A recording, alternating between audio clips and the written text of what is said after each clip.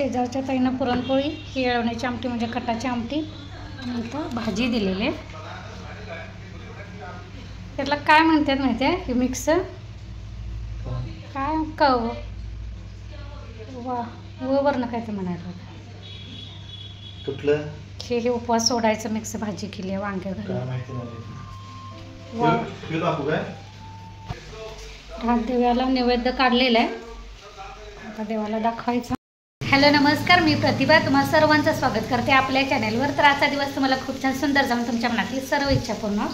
तर इथं आज द्वादश आहे, द्वादशीला कणी उपवास माझा काल आषाढीचा एकादश होता. तर द्वादशीला मी आज काय काय बनवणार आहे ते सांगते तुम्हाला, म्हणजे ते दाखवते. काय एवढं खास नाही, स्पेशल नाही, साधं सिंपलच बनवणार आहे. पण माझ्यासाठी थोडंसं स्पेशल असेल, कारण मला नाही असं जास्त तेलकट वगैरे खायला होत नाही. आणि उपवास जर असेल तर अजिबातच होत नाही, कारण मग ते पित्ताचा त्रास मळमळल्यासारखं होतं.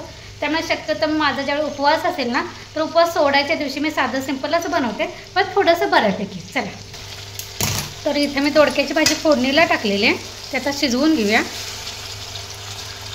थोडंसं पाणी घालून झाकण ठेवून कधी शिजवून घेऊया. तर एका बाजूला मी भाजी शिजवत ठेवलेली आहे आणि एका बाजूला पाणी गरम करत ठेवलेलं आहे.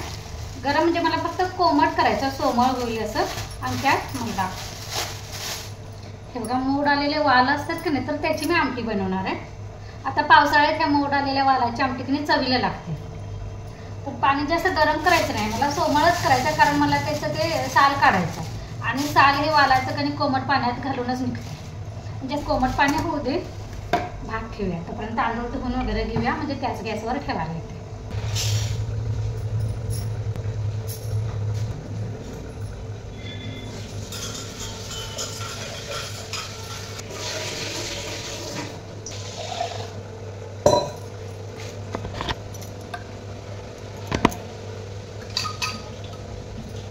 पाणी गरम झाले, ते काढूया, कुकर लावून घेऊया. आणि आता हे तोपर्यंत साल काढून घ्या. तर बघा, कोमट पाणी घातलं तर थोडंसं असं घ्यायचं. आणि हे आता मोड आले ना, ह्याच्या मागची बाजू आहे ना, तर ही अशी प्रेस करायची, दाब द्यायचा, म्हणजे आपोआप ते पांढरा भाग निघतो. आणि हे साल असते हे काढून टाकायचं, ते घ्यायचं नाही आमटी बनवताना. हे बघा, असं असते की नाही, असं मोड आलेलं, तर ते असं प्रेस करायचं.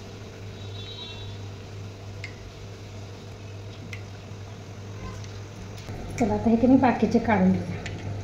आणि ह्यामध्ये किडलेले पण भरपूर असतात ना, किडलेलं असं जास्त असले की नाही, असं डाग पडलेले, तर ते काढून टाकायचे, ते नाही घ्यायचे. हे असे वाल कधी बाजारात मिळतात, असे मोड आलेले पण मिळतात. आणि आपलं वर्ण म्हणजे वाल म्हणजेच वर्ण, आमच्याकडे वर्ण म्हणतात. तर ते वाळलेलं वर्ण आणायचं, तिथं बाजारात मापटभर कोळभर असं भेटतं किलोचं.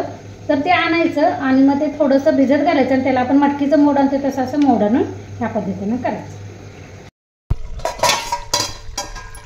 तर इथे भाजी आपली झालेली आहे. मी जास्त सुकी अशी करणार नाही, अशी थोडीशी कधी सरसरीतच करणार आहे. तर आता गॅस बंद करते. झाले ना छान चमचमीत, अगदी कमी साईडमध्ये, काही जास्त वापरत नाही. आमची कोल्हापूरची चटणी फक्त घातली की नाही तरी बस. इथं मी की नाही आता पुऱ्या बनवणार आहे, तिखट पुऱ्या म्हणजे काही जास्त असा मसाला नाही वापरणार. एवढा तुम्हाला मी सांगते काय काय घेतलं.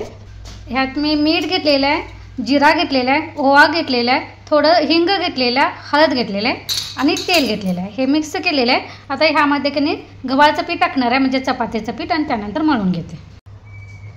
बाकीचं कुठलाच मी मसाला वगैरे ह्यामध्ये वापरणार नाही, पण ह्या कधी चवीला छान लागतात. तर हे सगळं पीठ घातल्यानंतर का नाही, तर हे गव्हाचं पीठ घातल्यानंतर सगळं कोरडंच अगोदर मिक्स करून घ्यायचं. आणि त्यानंतर पाणी घालून आपण पुरीचं कसं पीठ करतोय, म्हणजे चपातीचं पीठ एकदमच मऊ असते, पुरीचं थोडंसं असं घट्ट असते, तर तशा पद्धतीनेच मळून घ्यायचं.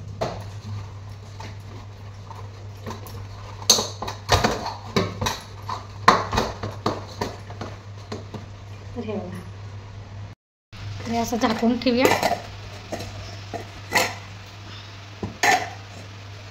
आणि आता परत वगैरे घासायला. काल रविवारचा आठवडी बाजार होता, म्हणून मी इथं कधी पालेभाजी म्हणजे मेथीचीच आणलेली आहे आणि कोथिंबीर, ते मी निवडायसाठी कधी सुपामध्ये काढून ठेवलेले आहे, दुपारी निवडेल. आणि त्यानंतर बाकीचा बाजार मी इथं खाली ठेवलेला आहे, तो आता मी भरून घेते.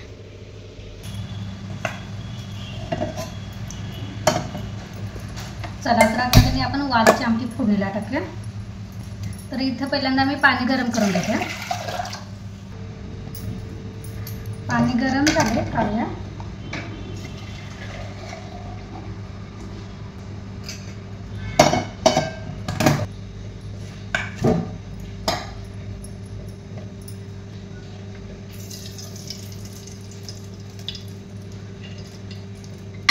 तेल घालूया. तेल काढायला पाहिजे डब्यात. तेल तापलं की जिरा टाकूया, कांदा आणि टोमॅटो,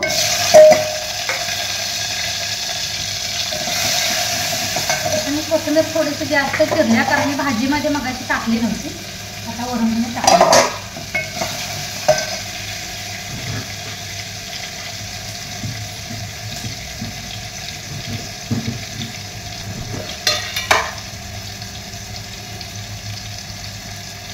थोडीशी आलं लसणाची पेस्ट,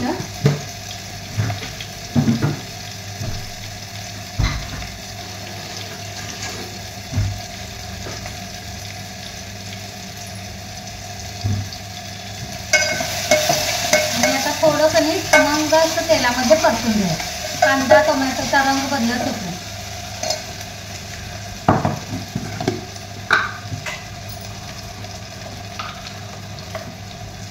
हळद,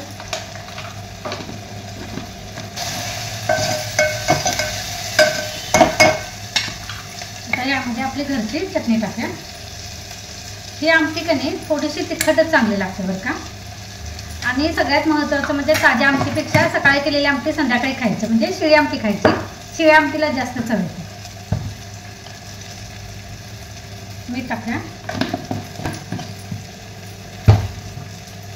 हे वाल टाकूया साल काढलेले.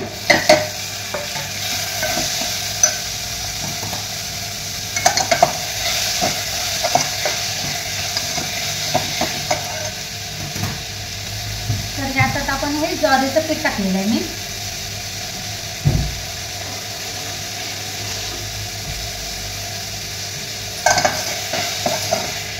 आणि सगळं असं परतून घ्यायचं थोडंसं तेलावरच. त्यानंतर हे गरम पाणी टाका. तर ही आमटी पातळच चांगली लागते बरं का. तर आता ह्यावर चिरलेली कोथिंबीर टाकूया आणि आता हे शिजवून घेऊया. हे गावाकडचं शेतातलं तांदूळ आलेलं आहे. चला हे आता आपण ठेवून देऊया. चला आता झाडू मारायचं राहिलं आहे. बेडशीट वगैरे मी धुवायला काढलेलं आहे. अजून दुसरं हांतरायचं आहे, पण पहिल्यांदा झाडू मारून घ्या. तर आमटीला उकळी आलेली आहे, म्हणजेच आपली आमटी शिजत आहे. तर ह्यामध्ये आता कधी मी मीठ घालते. चला आता पुऱ्या करूया.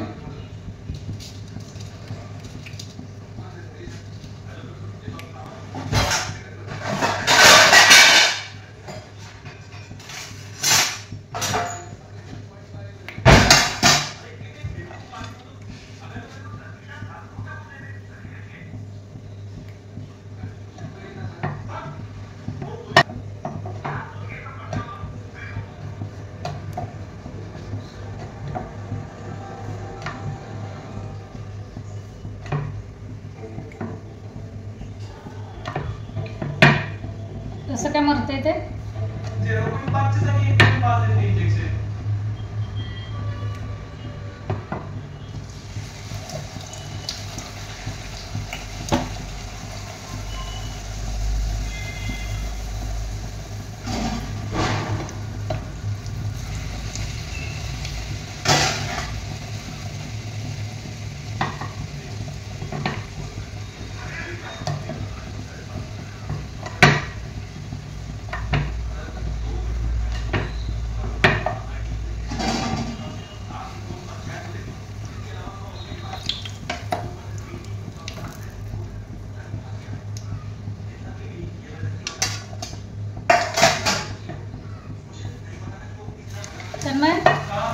इथनं श्रीखंड घेऊन येतात की नैवेद्याला. श्रीखंड नाही तर आम्रखंड खायचं. श्रीखंड नाही तर आम्रखंड खायचं.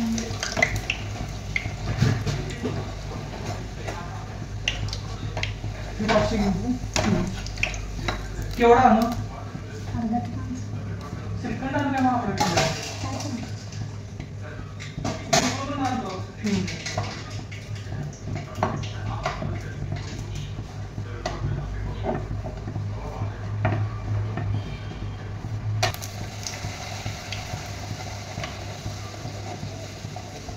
कधी पण पुऱ्या कधी मोठ्या गॅसवरच तळायच्या, म्हणजे गार झाल्यानंतर तेलकट राहत नाही. बारीक गॅसवर तळ्याकन काय होते, तेल शोषून घेतात पुऱ्या, मग पुऱ्यानंतर असं तेलकट वाटतं.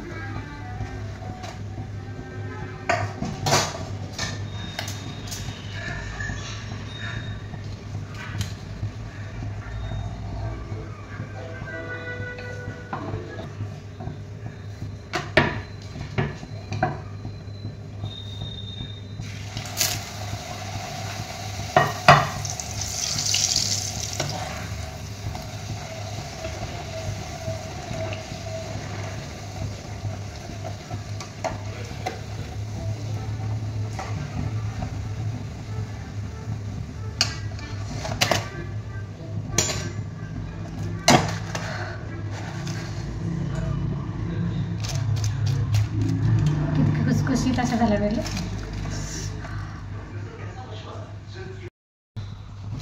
थोडंसं कमी थोडं त्यात तळून घेऊया मध्ये, म्हणजे नैवेद्य दाखवायला.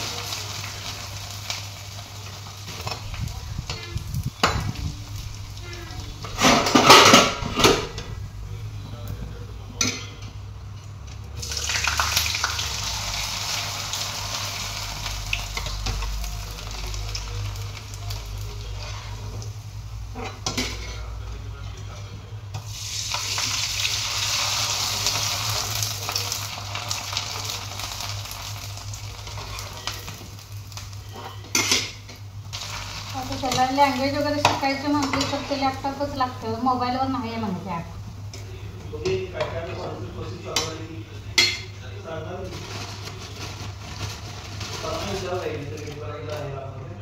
हां